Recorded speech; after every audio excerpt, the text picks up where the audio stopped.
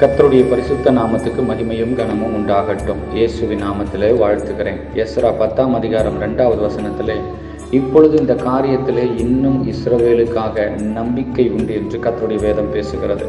ஆம், எஸ்ரா இஸ்ரவேல் ஜனங்கள், குறிப்பாக யூதா ஜனங்கள் மற்ற 10 கோத்திரத்தை போல ஜனங்களோடு ஜனங்களாய் கலந்து விட்டார்களோ, பரிசுத்த வித்து அசுத்த வித்துக்களோடு கலந்து போனதோ, இனி பரிசுத்த வித்தை நம்மால் நிலைநிறுத்த முடியாதோ என்று பயந்து கொண்டிருந்த பொழுது, இன்னும் இந்த காரியத்தில் நம்பிக்கை உண்டு என்று அங்கே ஒரு வார்த்தை பிறக்கிறது.